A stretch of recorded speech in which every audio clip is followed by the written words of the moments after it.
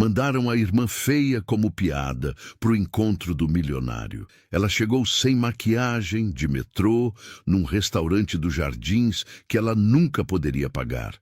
Ele estava lá esperando outra pessoa. Quando Renata se apresentou e disse que ele podia ir embora, Rodrigo Cavalcante olhou para ela por 3 segundos e disse apenas: "Você ficou, eu fico." Apoie o canal deixando seu like e comentário e vamos para a nossa história. Renata Braga tinha aprendido, ainda criança, que certas verdades não precisavam ser ditas em voz alta para existirem. Elas viviam nas entrelinhas, no jeito que a mãe sempre chamava Isabela primeiro quando tinha novidade boa para contar, no jeito que as fotos da irmã ocupavam a parede da sala, enquanto as dela ficavam dentro de um álbum no fundo do guarda-roupa, no jeito que parentes que não viam as duas há anos sempre diziam, com um sorriso desculpante: "Mas você tem um jeitão tão simpático, Renata." Simpático, como se simpático fosse o consolo que se oferece a quem não tem outra coisa a oferecer. Ela tinha 26 anos e ainda ouvia aquela palavra com o mesmo peso que tinha quando tinha 7. A sensação de ser o prêmio de consolação numa competição que ninguém havia te avisado que estava participando. Isabela Braga tinha 29 anos, olhos amendoados, cabelo escuro e liso até a cintura e um rosto que fotógrafos de catálogo pagavam 2.400 reais por dia para usar. Não era vaidade, era fato econômico. A beleza de Isabela era um ativo mensurável. A existência de Renata era, para a maioria das pessoas ao redor delas, uma espécie de nota de rodapé da história principal. Renata trabalhava como atendente de farmácia na Drogaria São Paulo da Rua da Consolação havia 4 anos. Chegava às 6 da manhã, abria o caixa, atendia os mesmos rostos cansados que chegavam antes do sol, o senhor de terno que comprava losartana toda segunda, a mulher de jaleco azul que pegava fraldas geriátricas para a mãe toda quarta, os jovens com olheiras que compravam energéticos às 6h30, como se aquilo fosse café da manhã. Ela sabia o nome de todos, ou pelo menos se lembrava do rosto. Ganhava um pavois, 650 por mês, do qual 600 reais iam para o aluguel do quarto no Cortiço do Brás, um espaço de 12 metros quadrados com janela dando para um corredor de azulejo amarelado, onde o som do vizinho de cima atravessava o teto como se não houvesse teto nenhum. Ela não se queixava muito. Queixar-se consumia energia que ela não tinha para gastar. Havia uma lista de contas que precisavam ser pagas, um turno que precisava ser cumprido, um fim de mês que precisava ser alcançado. E Renata organizava sua vida ao redor dessas 3 urgências, com a precisão quieta de quem aprendeu que sonhar caro sai mais caro ainda. Naquela sexta-feira de outubro, o sol batia de um jeito inclinado na vitrine da farmácia, quando o celular de Renata vibrou às 4 da tarde. Ela havia terminado o turno às 2, tomado banho, comido uma tigela de arroz com ovo mexido que tinha sobrado do almoço e estava deitada na cama com a intenção vaga de dormir quando a mensagem chegou. Era de Isabela. Não era incomum Isabela mandar mensagem. Era incomum Isabela mandar mensagem que não fosse um pedido. Desta vez, o texto tinha a informalidade relaxada de quem não considera que o que está pedindo possa causar qualquer desconforto a quem recebe. Tenho um jantar marcado hoje às 8 no Spot, com um cara que fulana de tal me apresentou.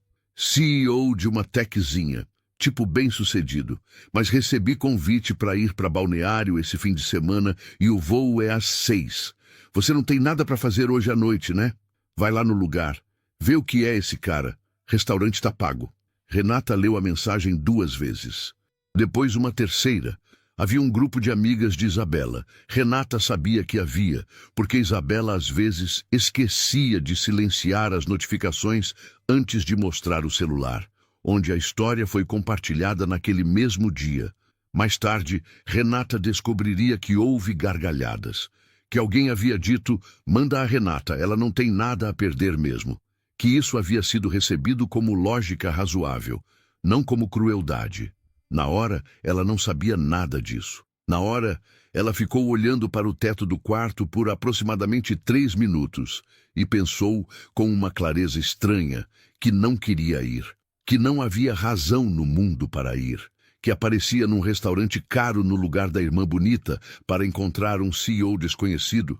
Era exatamente o tipo de situação onde você sai menor do que entrou. Então ela se levantou, abriu o guarda-roupa, pegou a blusa azul marinho, que era a peça mais arrumada que possuía, a calça preta que usava para entrevistas de emprego, passou o batom nude que havia comprado 3 anos atrás, numa promoção de farmácia rival, prendeu o cabelo, pegou o cartão do metrô e foi. O spot ficava na Rua Augusta, nos Jardins, a parte da Augusta que estava do lado certo da Paulista, como se a avenida fosse uma linha de fronteira invisível entre 2 países que falavam a mesma língua, mas não se entendiam. Renata desceu na estação Consolação e caminhou os 6 minutos até o restaurante com o passo de quem está indo cumprir uma tarefa burocrática, sem pressa, sem ansiedade, sem a expectativa que normalmente acompanha jantares com desconhecidos. Ela havia descartado a expectativa antes de sair de casa. Havia decidido no metrô que ia até a mesa, se apresentava, dizia a verdade, e se ele quisesse ir embora, ela voltava para o Brás e comia o restante do arroz com ovo. Não havia drama nisso. Era apenas uma sexta-feira ligeiramente mais inconveniente que o normal. O restaurante tinha aquela luminosidade dourada, calculada, que lugares assim têm. Não escuro o suficiente para ser íntimo, não claro o suficiente para ser desconfortável, exatamente na temperatura emocional que faz as pessoas se sentirem um pouco mais interessantes do que são. O som era de conversas discretas e talheres, um murmúrio coletivo que dava ao ambiente uma textura quase sonora de sofisticação. Renata foi até a recepcionista, disse o nome da reserva, Cavalcante, e foi conduzida até uma mesa no meio do salão, onde um homem de paletó cinza estava olhando para a tela do celular com a concentração levemente ausente de quem está verificando e-mails sem realmente ler nenhum. Rodrigo Cavalcante tinha 37 anos, e o tipo de cansaço que não vem de uma semana ruim, mas de anos, uma fadiga instalada nas linhas ao redor dos olhos, nos ombros ligeiramente curvados apesar da postura ereta, no jeito automático com que ele desviou o olhar do celular para ela, sem ainda ter processado que ela era a pessoa errada. "Boa noite", Renata disse. "Eu sou Renata, irmã de Isabela." Ela não fez pausa dramática. Não esperou reação. Continuou no mesmo tom direto. Ela não pôde vir.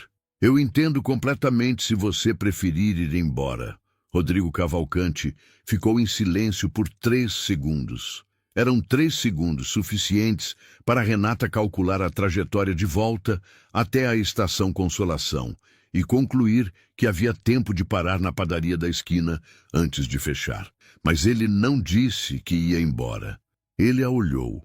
Não da forma que homens, às vezes, olham mulheres em restaurantes, com a avaliação rápida e superficial de quem está fazendo cálculos. Ele a olhou como quem está vendo alguma coisa que não esperava ver, e precisa de um segundo para entender o que é.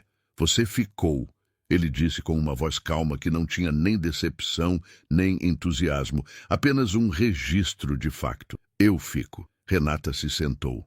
O cardápio tinha aquele formato de letras pequenas, em papel grosso, que indica que os preços estão estrategicamente posicionados para parecerem secundários. Ela leu devagar, sem fingir que não estava fazendo a conta.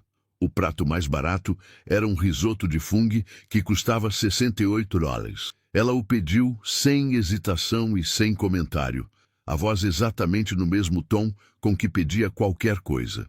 Rodrigo pediu o mesmo. O garçom não piscou. Renata notou que Rodrigo havia notado a escolha dela e havia correspondido. Não com um gesto ostensivo de solidariedade, mas como quem decide, silenciosamente, que aquilo era justo. Ela não agradeceu. Ele não esperava agradecimento. A conversa começou com a única pergunta que cabia naquele contexto específico de estranheza inaugurada. Por que você veio? Renata pensou por um segundo. Porque ela pediu, e eu não tinha motivo forte o suficiente para dizer não. Pausa. E porque o metrô passa perto. Rodrigo Cavalcante sorriu. Era um sorriso pequeno, rápido, que desaparecia antes de se estabelecer completamente, como um reflexo mais do que uma escolha. Renata percebeu, olhando para aquele sorriso, que ele havia passado tempo suficiente sem sorrir, genuinamente, para que o músculo tivesse ficado levemente enferrujado. Você podia ter inventado uma desculpa, ele disse. Podia, ela concordou, mas seria mais trabalho. O risoto chegou 20 minutos depois, numa travessa de cerâmica escura que contrastava com a palidez cremosa do arroz. O cheiro que subiu com a tampa sendo retirada era de manteiga e vinho branco e terra. O funghi porcini com aquele aroma particular que lembra floresta e outono, e nenhum dos dois havia estado numa floresta de outono jamais, mas era aquilo. Renata pegou o garfo e comeu com a atenção tranquila de quem presta atenção na comida. Rodrigo observou isso por um momento antes de começar a comer também. Você trabalha com o quê? Ele perguntou. Farmácia, atendente, ela disse sem adornos. Consolação. Ele acenou com a cabeça. Há quanto tempo? 4 anos. Você gosta? Renata considerou a pergunta. Era uma pergunta que as pessoas raramente faziam sobre trabalhos assim. Trabalhos de turnos e caixas e uniformes não costumavam ser objeto de gosto ou desgosto, apenas de necessidade. Conheço os clientes, ela disse por fim. Isso importa. Rodrigo ficou em silêncio por um momento que era ligeiramente longo demais para ser casual. Então ele disse, eu tenho 340 funcionários e não sei o nome de nenhum que não seja da diretoria. Renata o olhou. Não era julgamento no olhar dela, era apenas registro. Isso deve ser solitário, ela disse, com a simplicidade direta de quem faz diagnósticos sem crueldade. Rodrigo não respondeu imediatamente. Mexeu no risoto com o garfo por alguns segundos. Ele disse por fim. A palavra era curta demais para conter tudo o que havia dentro dela. E os dois sabiam disso. E nenhum dos dois tentou expandir. O silêncio que se instalou depois não era vazio. Tinha textura, tinha peso, tinha a qualidade específica dos silêncios entre pessoas que acabam de dizer uma verdade acidental e ficam surpresas de ter sobrevivido a isso. Eles ficaram no restaurante por 2 horas. Não porque o jantar fosse longo, mas porque a conversa, que havia começado com a praticidade seca de 2 estranhos cumprindo uma obrigação social, foi gradualmente ficando outra coisa. Rodrigo contou que havia fundado a Cavalcante Tech com 40 mil reais emprestados do pai, quando tinha 28 anos, numa sala de 10 metros quadrados no Bom Retiro, e que nos 9 anos seguintes havia transformado aquilo numa empresa de faturamento de 120 milhões, que ele agora mal conseguia reconhecer como sua. Não com orgulho, com a perplexidade levemente melancólica de quem construiu alguma coisa tão grande que ficou pequeno dentro dela. Renata contou sobre os 4 anos na farmácia sem tirar férias de 2 semanas seguidas, sobre o quarto no cortiço, sobre a sensação de que sua vida estava acontecendo em câmera lenta, enquanto o resto do mundo passava em alta velocidade. Não com vitimismo, com a precisão descansada de quem já processou suficientemente uma realidade para conseguir olhar para ela sem se perder. Quando o garçom trouxe a conta, Rodrigo a pegou antes que qualquer gesto pudesse ser feito. Renata não protestou. Não porque achasse que ele devia, mas porque havia uma ordem natural naquilo que não precisava de negociação. Ela disse, obrigada, de um jeito que era genuíno sem ser exagerado, e ele acenou com a cabeça de um jeito que recebia aquilo sem inflar. Do lado de fora, a Augusta estava com o movimento habitual de uma sexta à noite. Grupos de jovens, Ubers parados em fila dupla, o cheiro de churrasco que vinha de algum bar próximo, misturado com o perfume das jacarandás que ainda havia em alguns quarteirões do bairro. Renata estava procurando mentalmente a direção da Estação Consolação quando Rodrigo disse: "Posso te levar?" Ela o olhou. "Eu moro no Brás. Eu sei onde fica o Brás." Ela considerou por um segundo. Havia um Uber a 20 minutos de espera no aplicativo e o metrô encerrava às meia-noite, e eram 11h10.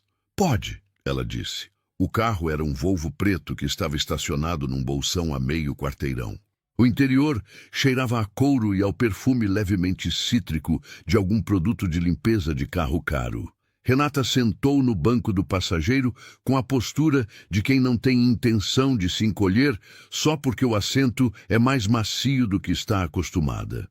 Eles foram pela Paulista, depois pela Radial Leste, e a cidade passava pelas janelas com aquela qualidade de São Paulo à noite. As luzes dos prédios comerciais acesas, mesmo sem ninguém dentro. Os postes amarelos das ruas residenciais, os ônibus vermelhos fazendo seus últimos trajetos. "Posso te pedir o número?" Rodrigo disse quando estavam parando no endereço que ela havia dado. Não o do cortiço exato, mas a esquina 2 ruas antes, porque havia uma distância que ela ainda não estava pronta para encurtar. "Não prometo nada," ele adicionou, antes que ela respondesse. "Só que se você quiser tomar um café na semana que vem, eu vou estar disponível." Renata olhou para ele por um momento. Havia algo naquele "não prometo nada" que era mais honesto do que qualquer coisa elaborada que ele pudesse ter dito. "Tá," ela disse. Digitou o número no celular dele. Abriu a porta. "Boa noite, Rodrigo." "Boa noite, Renata." Ela caminhou até o cortiço com as mãos no bolso e o batom nude um pouco gasto nas bordas, e não pensou muito naquilo. Ou tentou não pensar. Havia alguma coisa naquela noite que ficou presa em algum lugar entre o risoto e o silêncio depois da palavra "é", e ela não sabia ainda o que era aquilo, mas sabia que era alguma coisa. E isso, por enquanto, era o suficiente para ser algo em vez de nada. Rodrigo Cavalcante tinha acordado naquela sexta-feira às 5h45, como acordava todo dia, para o alarme que havia programado há 3 anos e nunca havia tido razão de mudar. O apartamento de 280 metros quadrados no Jardim Europa tinha janelas do chão ao teto que davam para a cidade, e às 6 da manhã, São Paulo estava naquele estado específico de quase amanhecer, onde as luzes artificiais ainda dominavam, mas o céu já havia abandonado o preto pelo azul escuro. Rodrigo ficava às vezes, nesses primeiros minutos, acordado sem levantar, olhando para aquelas janelas, pensando que havia alguma coisa fundamentalmente errada num apartamento onde você podia ver a cidade inteira, mas não podia ouvir absolutamente nenhum som dela. O vidro era tão espesso que eliminava não só o barulho, mas qualquer evidência de que aquilo lá fora era real e acontecia sem depender de você. Ele havia comprado o apartamento há 4 anos e nos 4 anos havia chegado à conclusão de que janelas daquele tamanho não eram luxo, eram aquário. A distinção era importante.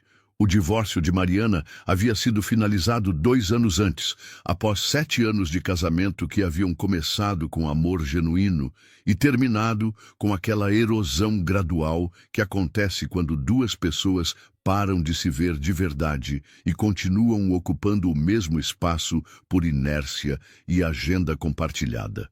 Não havia traição, não havia vilão, não havia momento dramático. Havia apenas uma reunião numa sexta-feira de julho, onde os 2 advogados e os 2 ex-cônjuges sentaram numa mesa e dividiram o que havia para dividir. E Rodrigo havia saído de lá com a sensação estranha de que a parte mais dolorosa do processo não havia sido perder Mariana, mas perceber que havia perdido Mariana anos antes daquela reunião e não havia notado, porque estava ocupado demais para prestar atenção. Beatriz tinha 7 anos quando o divórcio foi assinado, e agora tinha 9 e morava com Mariana num apartamento no Brooklyn, que Rodrigo havia comprado como parte do acordo, e ele a buscava na sexta alternada e devolvia no domingo. E essa equação de dias e horas e videochamadas era o jeito que ele havia aprendido a ser pai sem ser presente. O que era, ele sabia, não ser pai suficientemente. Tinha tentado, nos 2 anos desde o divórcio, voltar a se relacionar.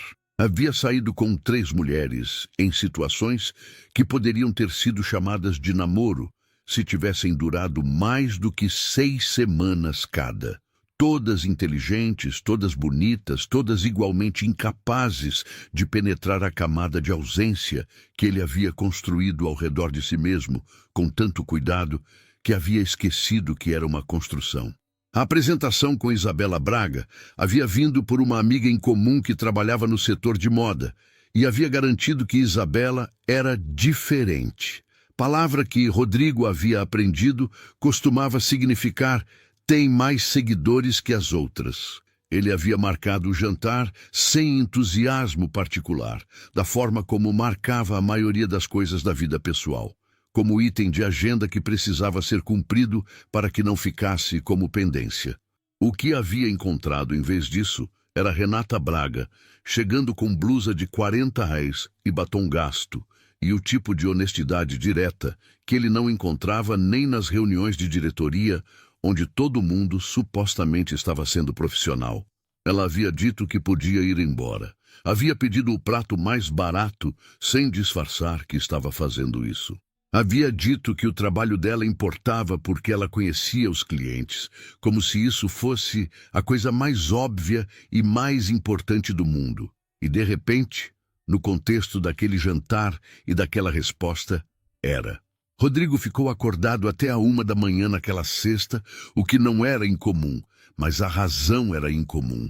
Ele não estava verificando relatórios. Estava sentado no sofá de couro do apartamento, com os olhos na cidade silenciosa atrás do vidro, pensando em silêncio e num prato de risoto que havia custado 68,6 e na mulher que havia pedido aquilo sem hesitar, e sentindo, com uma clareza levemente perturbadora, que havia passado os últimos 2 anos em busca de alguma coisa que havia se sentado à sua frente naquela noite por razões completamente casuais. Ele mandou mensagem na segunda de manhã. Café, quando você estiver disponível. Renata respondeu às 2 da tarde, quando saiu do turno. Quarta, 3 da tarde. Tem uma padaria perto do metrô Bressermuca. Rodrigo tinha reunião de planejamento estratégico na quarta às 3. Desmarcou. Seu assistente olhou para a agenda com a expressão de quem estava processando um evento geológico. Nos 4 anos que trabalhava com Rodrigo Cavalcante, ele jamais havia desmarcado reunião de planejamento estratégico por nenhuma razão que não fosse viagem internacional ou doença. Reagenda para quinta, Rodrigo disse, e saiu antes que houvesse tempo para perguntas. Música. A padaria Estrela do Brás ficava numa esquina de rua calçada com pedras irregulares, o tipo de estabelecimento que existe em São Paulo há 40 anos sem mudar nada, exceto o preço do pão francês. A fachada era de azulejo branco com letreiros vermelhos. As mesas de fórmica ainda tinham aquelas bordas de alumínio que fazem parte da memória sensorial de uma cidade. E o cheiro que saía pela porta aberta era de fermento e café passado na hora. Rodrigo chegou no Volvo. Estacionou a 2 quarteirões porque não havia espaço mais perto. Caminhou até a esquina com o paletó dobrado no braço porque estava calor e havia decidido, a 3 quarteirões de distância, que paletó naquele contexto era afetação desnecessária. Renata já estava sentada quando ele chegou, com um café preto na frente e o uniforme da farmácia ainda ligeiramente marcado no ombro onde a etiqueta havia ficado. Ela havia vindo direto do turno. Ela o viu entrar e não se levantou. Não fez gesto de bem-vindo. Apenas acenou com o queixo numa indicação de que havia visto. E estava bem. Rodrigo se sentou. Pão de queijo? Ela perguntou. Como se fosse a coisa mais natural do mundo oferecer pão de queijo a alguém que jantava em restaurantes de 3 estrelas Michelin quando viajava. Sim, ele disse. Ela acenou para o garçom com a facilidade de quem é cliente há tempo suficiente para não precisar de cardápio. Vieram 2 pães de queijo numa cestinha de papel com manteiga do lado. O café de Rodrigo chegou em seguida. O tipo de café servido em xícara grossa de louça branca que retém o calor. O pão de queijo estava quente, macio por dentro, com aquela crosta leve que esfarela quando você morde. Rodrigo comeu sem comentário, com atenção. Você estava certa, ele disse depois do primeiro. Sobre o pão de queijo? Melhor de São Paulo. Renata levantou uma sobrancelha com a expressão levemente céticas de quem considera a afirmação exagerada, mas não vai contradizer. Você já foi em muitas padarias de São Paulo? Honestamente, não. Uma pausa. Mas tenho referência suficiente para saber que isso aqui é bom de verdade. Ela aceitou aquilo com um aceno. Eles ficaram na padaria por 1h40, o que era longo para um café e curto para tudo que foi dito.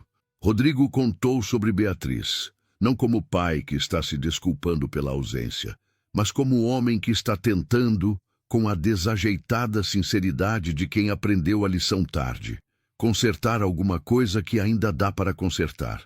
Ela tem 9 anos, e às vezes eu olho para ela e percebo que ela parou de me contar coisas. Ele disse isso olhando para o café, não para Renata. Não de uma vez. Foi gradual. Um dia você nota que ela não conta mais os detalhes, só os resumos. Renata ficou em silêncio por um momento. Meu pai era assim, ela disse. A gente aprende a dar os resumos porque é o que cabe no espaço que eles abrem. Rodrigo a olhou. Mas dá para mudar, ela completou sem drama na voz. Desde que você abra o espaço de verdade. Não era conselho, era observação. A diferença era enorme e Rodrigo sentiu a diferença.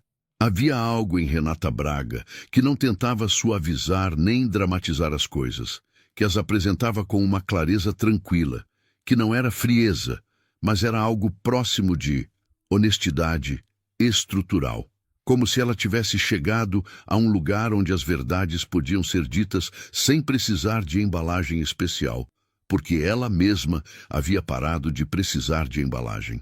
Ele não sabia ainda de onde vinha aquilo, mas sabia que queria entender. Música. Eles se encontraram mais 4 vezes nas 3 semanas seguintes. Rodrigo a buscava na saída do turno da farmácia, às 2 da tarde.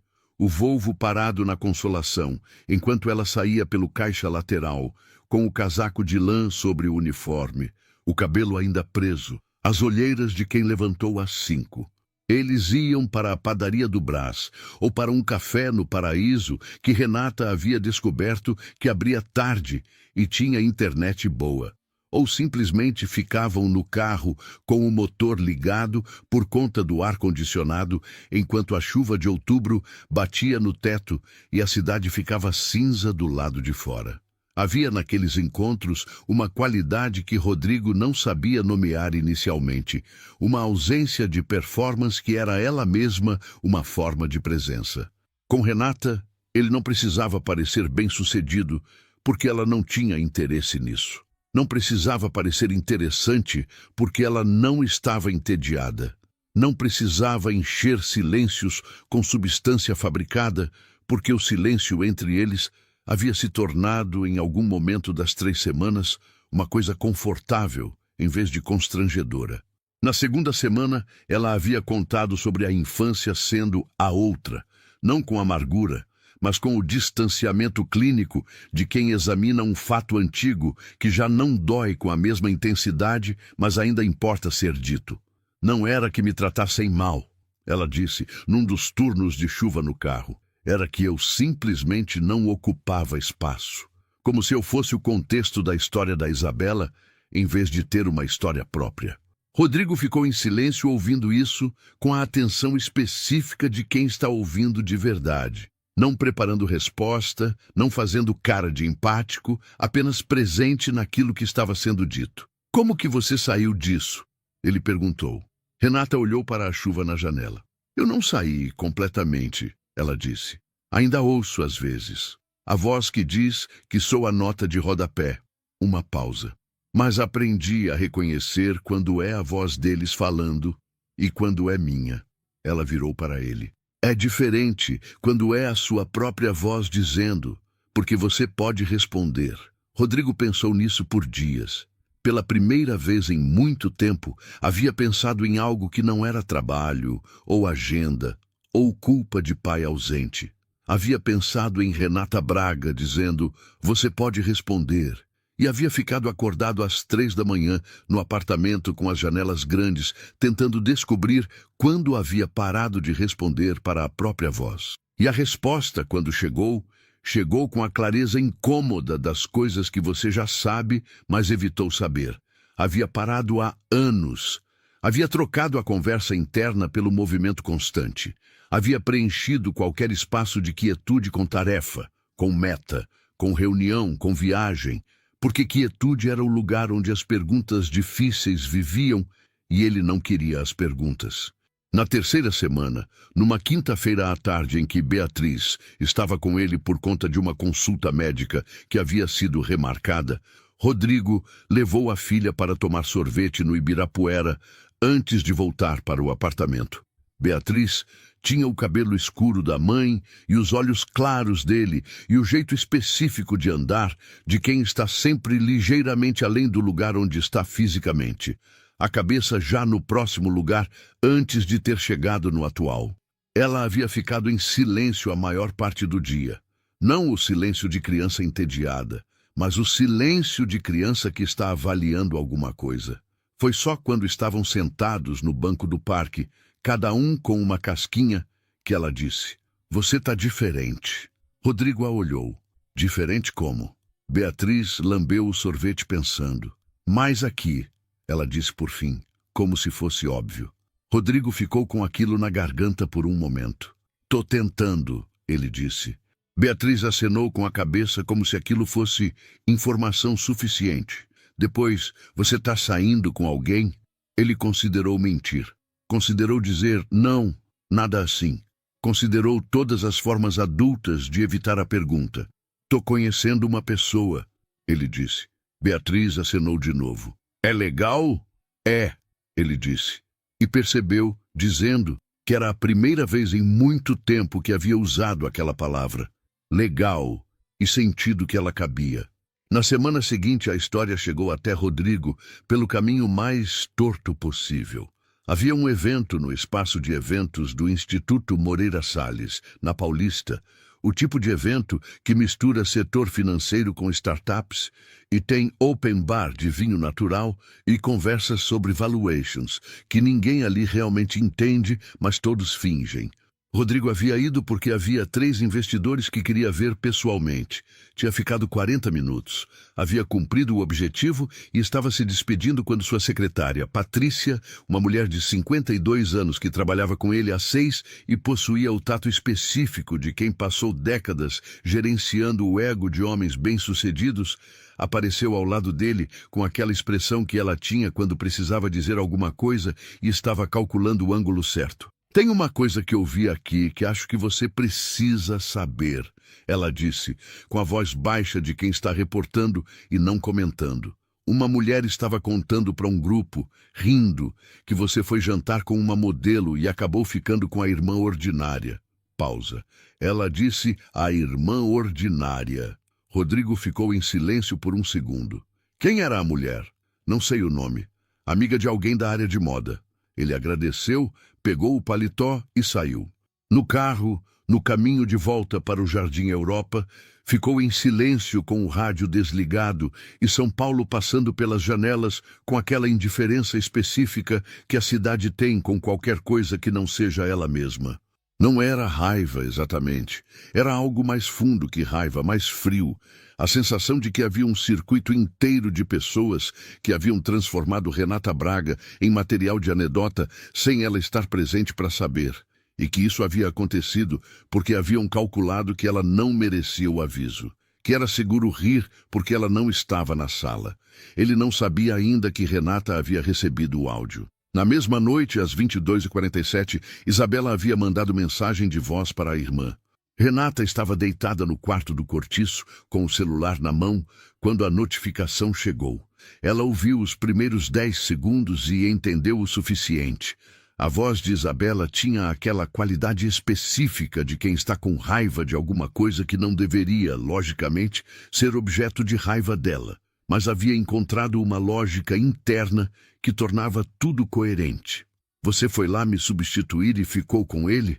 Que cafajestice! Ele me ignorou completamente quando a gente cruzou hoje no evento. Não é possível que você... Renata desligou o áudio. Ficou olhando para o teto por alguns segundos. Depois, ligou o celular de tela para baixo na cama e não mexeu nele por 3 dias. Música. Não era que o áudio de Isabela tivesse mudado alguma coisa que Renata não soubesse.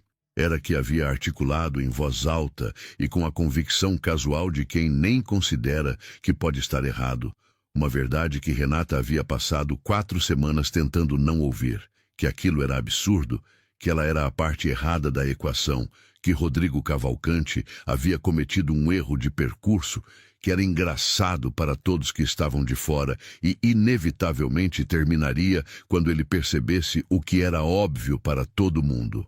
Nos 3 dias que se seguiram, Renata foi para o turno, voltou para o cortiço, comeu o que havia na geladeira, dormiu de forma fragmentada e convicta de que estava fazendo a coisa certa ao não responder às mensagens. Havia 4 mensagens de Rodrigo entre quarta e sexta. Perguntas diretas, sem drama. Você está bem? Aconteceu alguma coisa? Tô preocupado. E ela lia todas e não respondia porque estava ensaiando uma saída que fosse digna sem ser cruel. Uma forma de encerrar algo que era inevitável de encerrar antes que ficasse maior e mais doloroso. O problema era que toda vez que formulava essa saída, ouvia a voz de Rodrigo dizendo: "Você ficou, eu fico", com aquela calma que não era performance, e o argumento desmoronava. Não era raiva, era medo, era a certeza antiga e instalada de que em algum momento ele ia perceber que havia escolhido a nota de rodapé e querer voltar para a história principal. E era melhor que ela saísse primeiro do que esperar aquilo. Essa era a lógica. Ela sabia que era a lógica. Sabia também que era a mesma lógica que havia usado a vida inteira para sair antes de ser pedida para sair, para se tornar invisível antes de ser esquecida, para diminuir o próprio espaço antes que alguém precisasse pedir. Era a lógica da sobrevivência de quem aprendeu que ocupar espaço demais custa caro. Na sexta-feira de manhã, às 8 em ponto, a porta de vidro da drogaria São Paulo da Consolação abriu e Rodrigo Cavalcante entrou.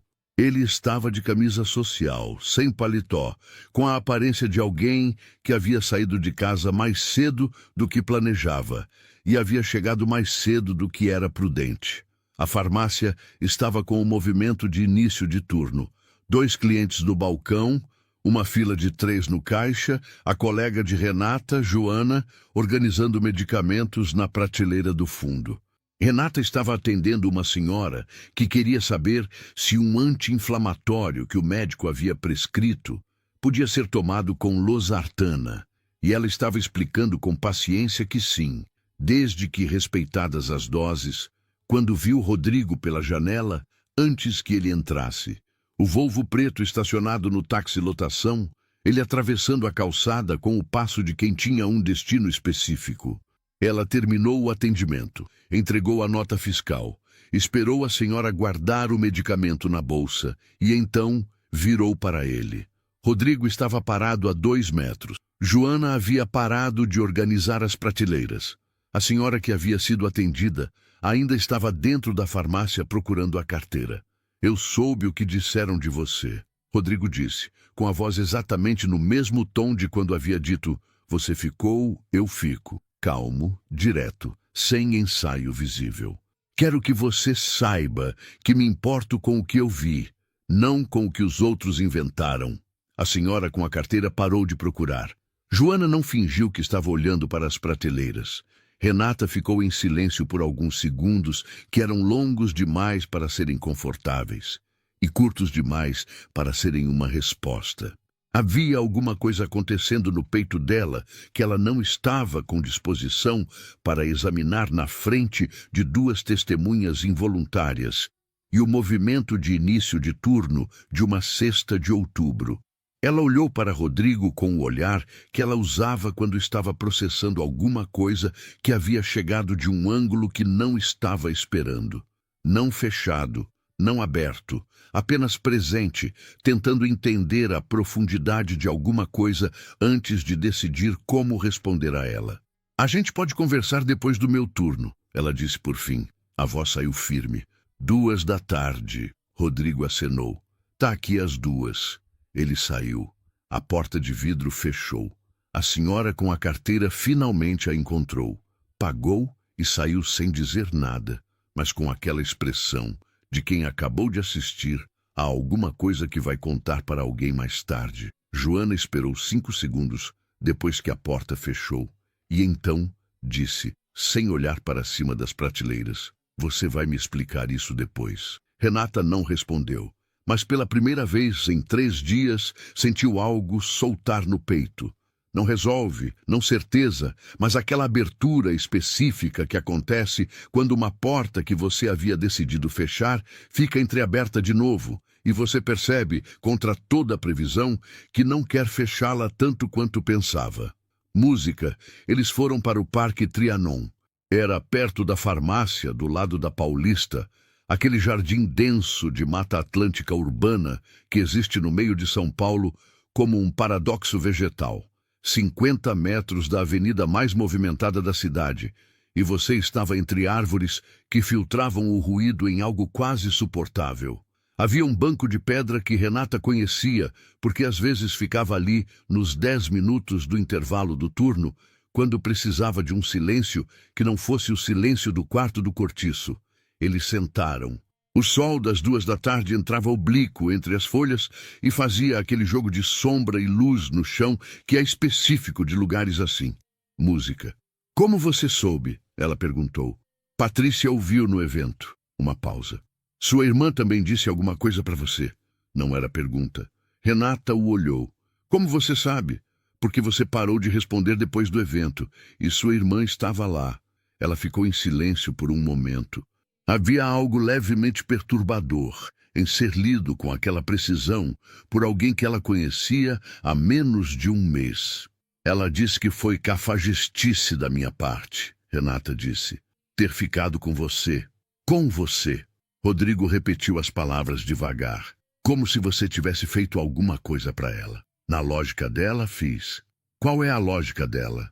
Renata olhou para as folhas acima delas por um momento. Que eu não ocupo espaço que era dela por direito.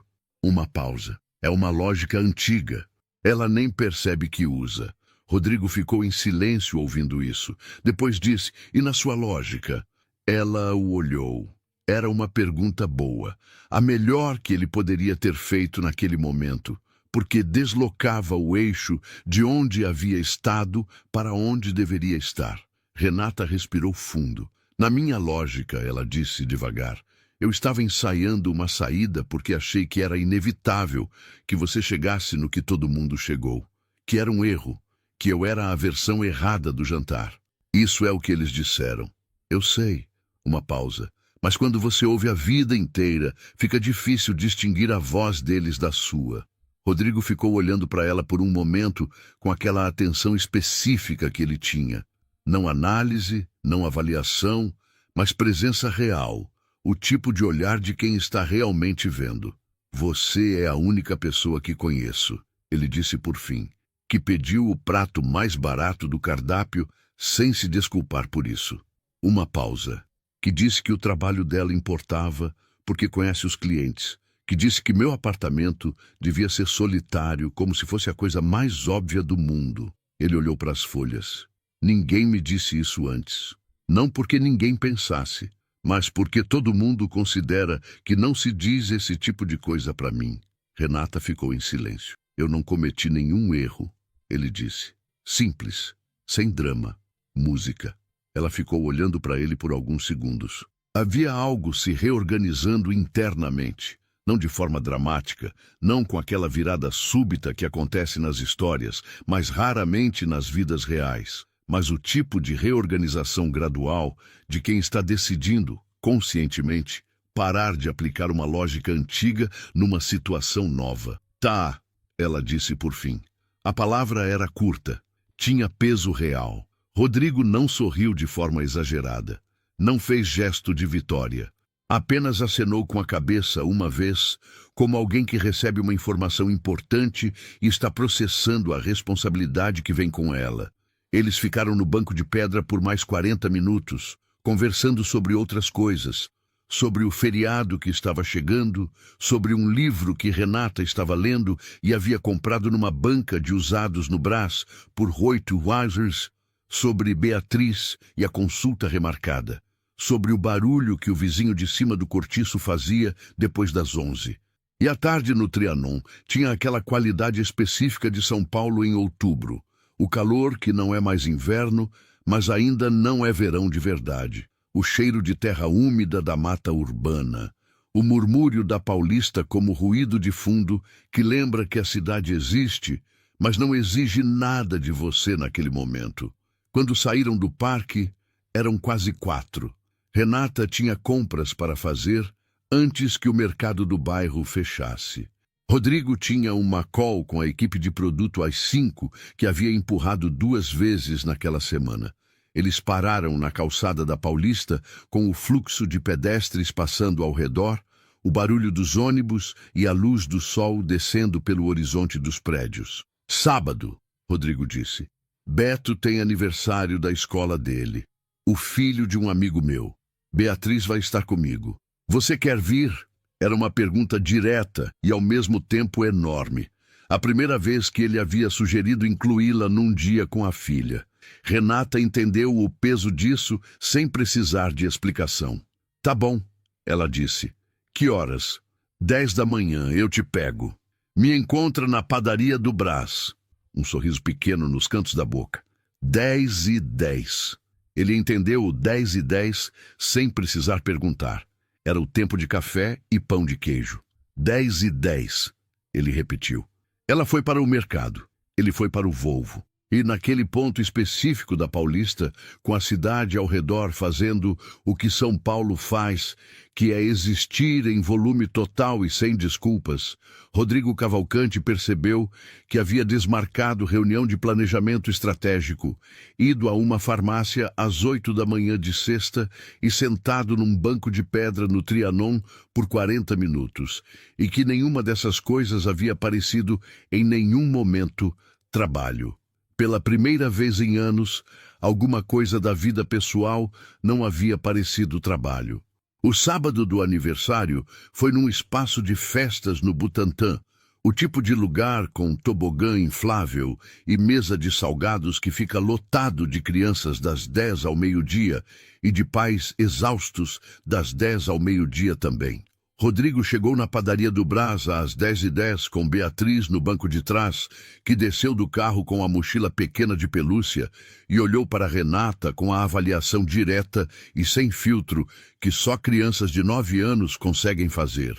Renata estava na mesma mesa de fórmica, com café e 2 pães de queijo que havia pedido para os 3. Você é a Renata? Beatriz perguntou sentando. Sou.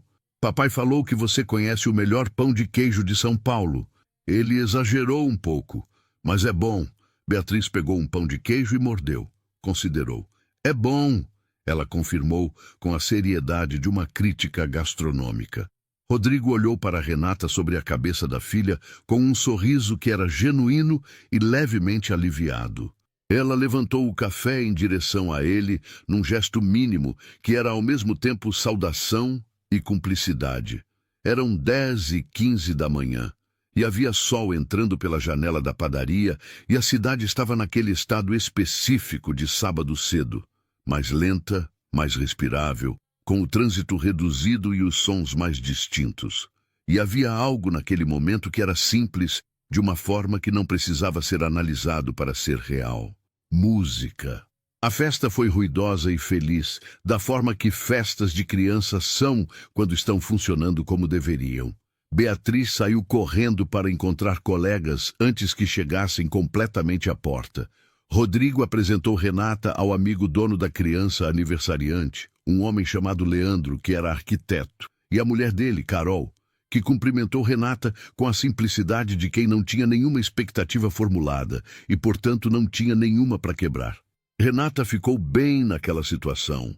Havia nela uma competência social específica que não vinha de treinamento em eventos de networking, mas de 4 anos atendendo centenas de pessoas diferentes por dia, de saber como entrar numa conversa, como ouvir, como fazer perguntas que abriam em vez de fecharem. Leandro disse que havia começado a tomar losartana e perguntou sobre interação com vinho tinto, e ela respondeu com a precisão de quem sabe do assunto e o bom humor de quem não precisa impressionar com o saber. Rodrigo observou isso de longe. Estava do outro lado do espaço com um refrigerante na mão quando viu Renata rindo de alguma coisa que Carol havia dito, o riso genuíno, sem calcular efeito, e sentiu algo que não sabia nomear completamente, mas que tinha a textura de reconhecimento, de estar vendo algo real. Pela primeira vez em muito tempo, estava num ambiente social sem estar gerenciando o ambiente. Estava apenas nele. Às 11h30, Beatriz apareceu ao lado de Renata, puxando pelo braço. Você sabe jogar aquele jogo de passar a bola sem deixar cair? Renata olhou para ela. Depende das regras. As regras são, não pode deixar cair. Então sim. Renata foi jogar o jogo com Beatriz e mais 3 crianças que ela não conhecia, com a mesma disposição tranquila com que havia pedido o prato mais barato do cardápio no spot. Sem alardes, sem cálculo, apenas presente. Rodrigo ficou de pé perto da mesa de salgados, vendo isso, e sentiu aquela coisa se apertar no peito novamente. Só que desta vez não era dor. Era a outra coisa, a que mora do mesmo lado, mas é diferente, que você reconhece quando vê alguém com seu filho e percebe que a criança está bem, que está de verdade bem, não educadamente bem, mas bem. Beatriz deixou a bola cair 3 vezes e reclamou das 3 sem parar de jogar. Renata deixou cair uma e disse, faz parte, com um encolher de ombros que Beatriz claramente achou justo, porque voltou a jogar sem protestos. Eram 11h45 de um sábado de outubro no Butantã, e o sol entrava pelo toldo listrado do espaço de festas, e as crianças faziam o barulho que crianças fazem, e Rodrigo Cavalcante estava parado com um copo de guaraná na mão, pensando que havia passado 2 anos tentando encontrar alguma coisa, e estava olhando para ela agora, e ela estava ensinando sua filha que deixar cair faz parte. Os meses que se seguiram foram construídos de pequenas coisas. Não havia um momento de virada dramático. Não havia declaração numa varanda com vista para a cidade. Não havia nenhuma das arquiteturas emocionais que Renata havia aprendido, com os anos, a desconfiar. Havia Rodrigo aparecendo na Consolação às 2h, com frequência suficiente para que a Joana parasse de comentar e começasse a simplesmente acenar quando via o Volvo. Havia Renata aparecendo aos sábados no apartamento do Jardim Europa, não para ficar, mas para buscar Rodrigo e Beatriz e ir a algum lugar que não fosse o apartamento do Jardim Europa, porque havia algo naquele espaço de 280 metros quadrados, com vidros do chão ao teto, que ela ainda achava levemente sufocante. Não pelo luxo, mas pelo silêncio calculado. Você podia pelo menos abrir uma janela, ela havia dito numa tarde. E Rodrigo havia olhado para ela com a expressão de quem nunca havia considerado essa possibilidade, e então havia aberto. O ar que entrou tinha cheiro de jacarandá e escapamento e café de alguma janela vizinha. Melhor, ela havia dito. Havia Beatriz mandando mensagem de áudio perguntando se Renata queria ver um documentário sobre polvos que havia passado no canal de streaming, e Renata respondendo que sim, mas que teria que ser no sábado, porque na semana ela trabalhava e dormia, e mais nada. Beatriz havia respondido com um emoji de polvo.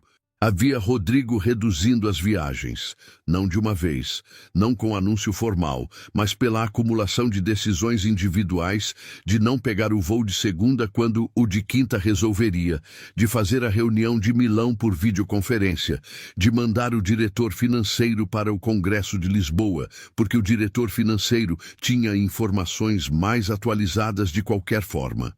A equipe havia notado. Sua assistente havia notado. O conselho havia perguntado, numa reunião trimestral, se havia alguma questão de saúde que devesse estar ciente. Rodrigo havia dito que não. Havia apenas uma reorganização de prioridades em andamento e que os números do trimestre falavam por si. Os números falavam bem. O que era, Rodrigo havia descoberto, algo que acontece quando você para de gerenciar por presença física constante e começa a confiar na equipe que você mesmo havia contratado. Era uma descoberta tardia, mas era uma descoberta. Música. Em novembro, Renata foi chamada para um processo seletivo. Ela soube do processo pelo quadro de avisos da própria farmácia. A rede Farma Paulista, que tinha 34 unidades em São Paulo e estava expandindo para o interior, estava contratando supervisores regionais. Ela havia lido o aviso, tirado foto com o celular, voltado para o caixa. Naquela noite, havia pesquisado a empresa no celular, lido os requisitos da vaga, checado que tinha 4 dos 5, o quinto sendo experiência em gestão de equipes que ela não tinha formalmente, mas havia exercido de fato toda vez que havia treinado novos atendentes e coberto supervisão nas férias da gerente nos últimos 2 anos. Havia preenchido o formulário online às 11 da noite, com o celular apoiado no travesseiro e a tela no brilho mínimo para não perder o sono, e havia mandado. 3 dias depois, Rodrigo havia mencionado, sem que ela houvesse dito nada, que tinha uma participação societária minoritária na rede Farma Paulista, uma das 20 empresas do portfólio de investimentos da Cavalcante Tech. Renata havia ficado em silêncio por um momento. Você pode não mencionar isso para ninguém lá, ela havia dito. Ele a havia olhado. Você aplicou? 3 dias atrás. E não me contou. Eu conto quando souber se passei para a segunda fase. Havia um segundo de tensão que não era exatamente tensão. Era o espaço entre 2 modos de entender ajuda. Rodrigo havia ficado em silêncio por um momento que era suficiente para que os 2 soubessem que ele havia entendido. Tá, ele havia dito. Não menciono. Obrigada. Mas se você passar, você me conta. Quando eu passar, ela havia corrigido, com a precisão quieta de quem decide acreditar no próprio mérito antes que alguém precise acreditar por ela. Ela passou. Passou na primeira fase, na segunda, na entrevista com o RH e na entrevista final com o diretor de operações, que havia dito ao final dos 50 minutos que raramente havia conversado com candidata que conhecesse o chão de farmácia com aquela profundidade de quem viveu, não de quem estudou. Quando a proposta chegou por e-mail, cargo de supervisora regional, responsável por 7 unidades na Zona Leste, salário de 4 slash, 800, plano de saúde, vale alimentação. Renata estava no turno da tarde e havia lido o e-mail no intervalo de 10 minutos no banco de pedra do Trianon, com o sol de novembro aquecendo a nuca. Havia ficado em silêncio por alguns minutos. Depois havia mandado mensagem para Rodrigo. Passei. A resposta havia chegado em 43 segundos. Eu sei. Ligaram para confirmar referências e o RH me disse que você tinha arrasado. Eu não disse nada, juro, mas não pude evitar de ficar sabendo. Uma pausa de 30 segundos. Depois, parabéns, Renata. Ela havia ficado olhando para a mensagem com aquele sorriso que aparecia quando ela não estava tentando sorrir. Pequeno, genuíno, o tipo que começa nos olhos antes de chegar à boca. Havia guardado o celular e voltado para o turno. Na semana seguinte, havia pedido demissão da Drogaria São Paulo com aviso prévio de 15 dias. E havia dito pessoalmente a cada um dos clientes que reconhecia: o senhor da losartana, a mulher das fraldas geriátricas, os jovens dos energéticos, que estava se mudando para outra função, mas que alguém ia continuar sabendo o nome deles. A maioria havia dito parabéns. O senhor da losartana havia dito que merecia, com uma convicção que a havia pego de surpresa. Música.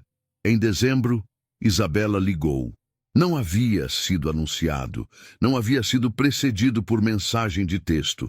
Havia simplesmente tocado numa quinta-feira às 7 da noite, enquanto Renata estava preparando macarrão no fogão de 2 bocas do quarto do cortiço. Ela ainda não havia se mudado, estava juntando para o primeiro e último do novo apartamento. Havia um em Moema que estava dentro do orçamento e tinha janela de verdade. O nome de Isabela tinha aparecido na tela, e Renata havia ficado olhando para ele por 2 toques antes de atender. Oi, ela havia dito.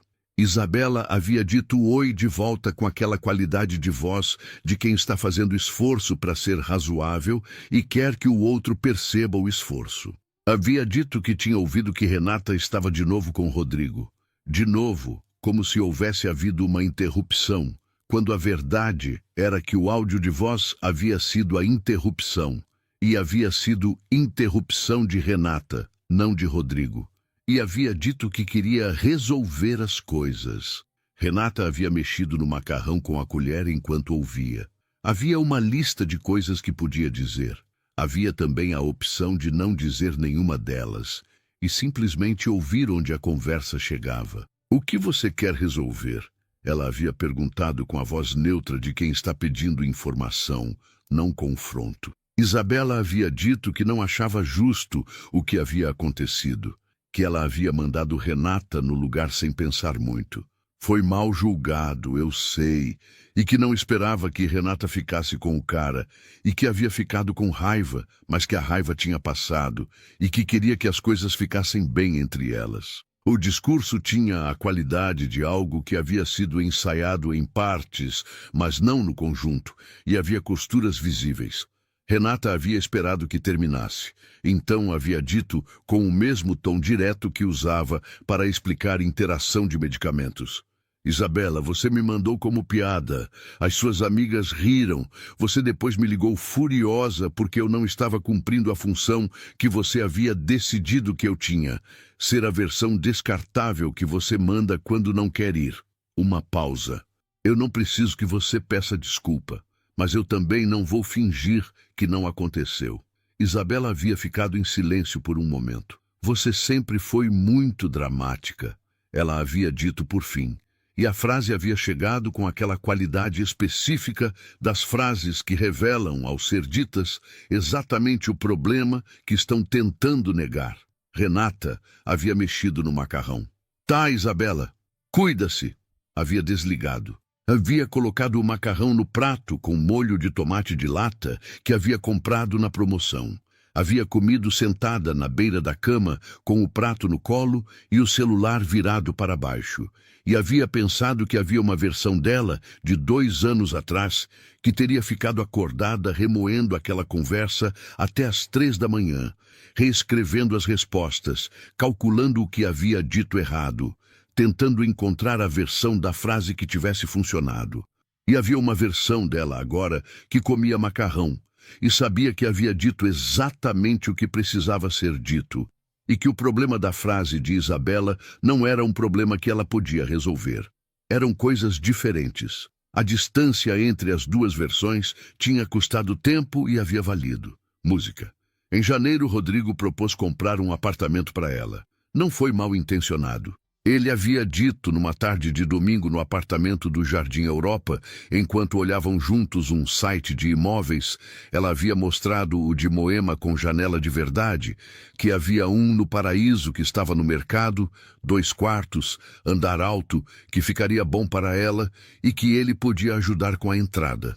A frase havia saído com a naturalidade de quem está resolvendo um problema logístico, não com a consciência de que estava cruzando uma linha. Renata havia ficado em silêncio por alguns segundos. Depois, havia fechado o site no celular, pousado no sofá e dito, não. Ele havia olhado para ela. Renata, eu me mudo quando for para morar junto, ela havia dito com a voz firme, mas sem dureza. Não como pensão. O silêncio que havia se instalado era do tipo que tem conteúdo. Rodrigo havia ficado olhando para ela com aquela expressão de quem está processando não só o que foi dito, mas o que estava por baixo do que foi dito. A distinção entre ajuda e tutela, entre presença e propriedade, entre ver alguém como parceira e ver alguém como projeto. Você tem razão, ele havia dito por fim. Sem defesa, sem explicação adicional. Apenas isso. Renata havia acenou. Eu sei que foi bem intencionado. Foi, mas não foi bem pensado. Não foi. Uma pausa. Mas foi honesto, o que vale alguma coisa. Havia algo naquelas trocas, nas pequenas negociações de fronteira que os dois faziam com frequência crescente, que era, Renata havia percebido, o verdadeiro trabalho de qualquer coisa que valha a pena. Não os gestos grandes, não as declarações. Era o jeito que duas pessoas aprendem a discordar sem se perder, a manter o que são enquanto constroem algo junto, a não apagar os limites próprios na tentativa de preencher os limites do outro. Era trabalho real. Ela havia aprendido nesses meses que Rodrigo era capaz desse trabalho. Não sem errar, não sem ter que ser corrigido às vezes, mas capaz. E que ela própria era capaz de corrigi-lo sem destruir o que havia entre eles. Música. Em fevereiro, ela se mudou para o apartamento de Moema. 2 quartos, janela de verdade, com vista para uma rua arborizada que tinha um gato laranja que dormia no muro toda manhã. O quarto de hóspedes tinha prateleiras onde ela havia organizado os livros comprados nas bancas do Brás ao longo dos anos. 32 volumes, a maioria com lombada descascada, todos lidos. Rodrigo havia ajudado a carregar caixas num sábado com Beatriz, que havia exercido a função de supervisora geral das operações com uma seriedade que havia feito o porteiro do prédio perguntar se era filha deles. E os dois haviam ficado em silêncio por um segundo antes de Beatriz dizer, sou filha dele. E então olhar para Renata e dizer, e ela é a Rê. E naquele corredor do prédio de Moema, com caixas empilhadas, e o porteiro com a expressão de quem havia dito a coisa certa acidentalmente, Rodrigo havia olhado para Renata com um olhar que não precisava de palavra. Ela havia olhado de volta. Havia algo se assentando, não de forma dramática, não com aquela qualidade de cena final que fecha tudo, mas com a qualidade mais rara e mais real de algo que continua, que tem mais à frente, que ainda está sendo construído tijolo por tijolo sem pressa de acabar. Os meses de supervisão regional haviam sido intensos, de uma forma que era diferente do cansaço da farmácia. Não o cansaço de turno e caixa e contas, mas o cansaço produtivo de quem está usando todas as capacidades que tem e descobrindo que tem mais do que sabia. Ela havia assumido as 7 unidades da Zona Leste com o método que havia usado a vida inteira. Aprender primeiro, intervir depois. Havia visitado cada unidade nas primeiras 2 semanas sem fazer nenhuma mudança, apenas observando, conversando com os atendentes, ouvindo as queixas que não chegavam ao gerente porque gerente não estava presente o suficiente. Havia mapeado os problemas reais versus os problemas que pareciam reais. Então havia começado a trabalhar, com a mesma precisão tranquila com que havia explicado interação de medicamento para a senhora da Losartana. Não apressada, não exibicionista, apenas consistente. Em março, o diretor de operações havia chamado para uma reunião e dito que os índices de satisfação das 7 unidades dela haviam subido 8 pontos percentuais em 2 meses, o que era o maior crescimento de qualquer região do portfólio naquele trimestre. Havia perguntado o que havia feito diferente. Ela havia dito, aprendi os nomes. Ele havia ficado em silêncio por um segundo. Só isso? Não, ela havia dito. Mas começa com isso. Música. Rodrigo havia ouvido aquilo numa tarde de sexta, quando ela havia contado na padaria do Brás. Eles ainda iam à padaria do Brás com frequência, por nenhuma razão funcional, além de que o pão de queijo continuava sendo o melhor de São Paulo. E havia ficado em silêncio por um momento, com o café na mão. Você disse isso para ele? Ele havia perguntado. Que começa com os nomes. Disse. E ele entendeu? Acho que sim. Uma pausa. Pelo menos ficou pensativo por tempo suficiente. Rodrigo havia sorrido. Aquele sorriso que nos primeiros dias era rápido e desaparecia antes de se instalar, e que havia nos meses seguintes aprendido a ficar. Eu tenho 340 funcionários, ele havia dito. Você me disse isso no spot. Sei o nome de uns 30 agora. Ela havia erguido o café em direção a ele. Progresso.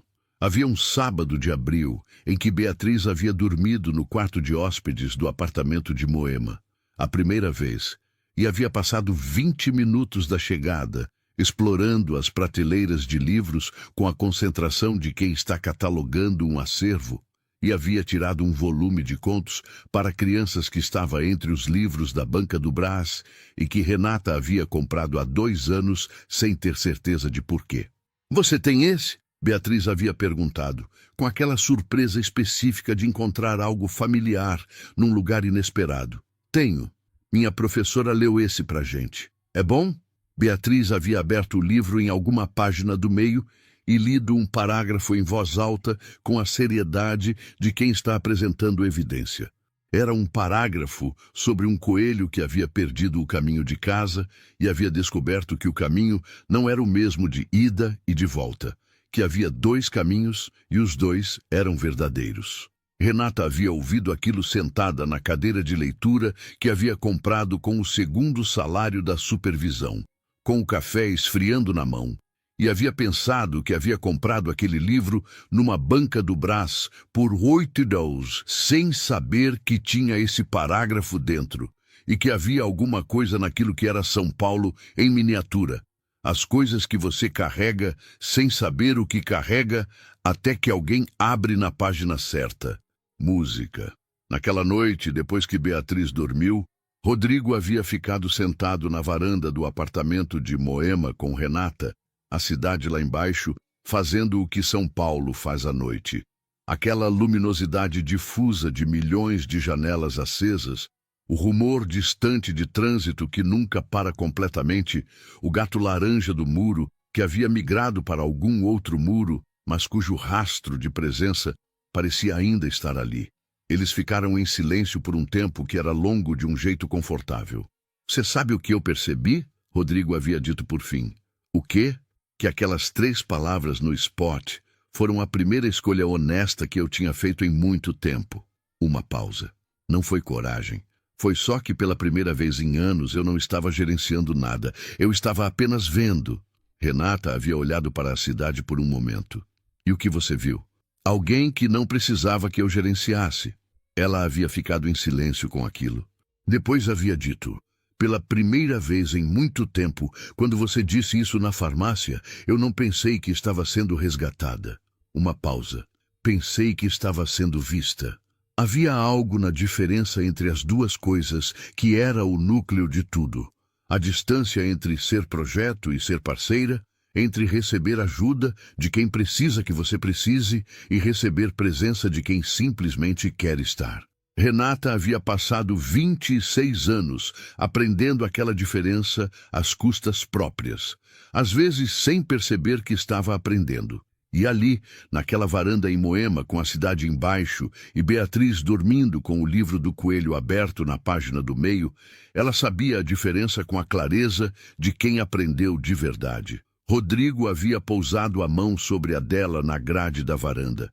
Não como gesto de posse, mas como gesto de presença. A diferença que existe entre agarrar e simplesmente estar junto. Ela havia deixado.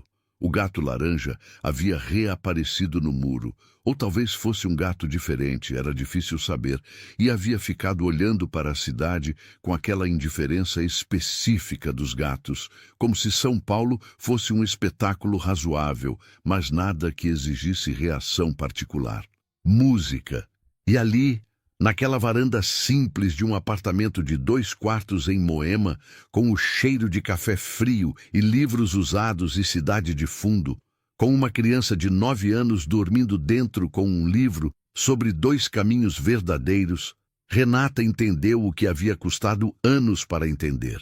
Que riqueza verdadeira não era o apartamento de 280 metros quadrados, nem o Volvo, nem os restaurantes dos Jardins, nem nenhuma das arquiteturas do sucesso que o mundo passa a vida construindo como se fossem o destino.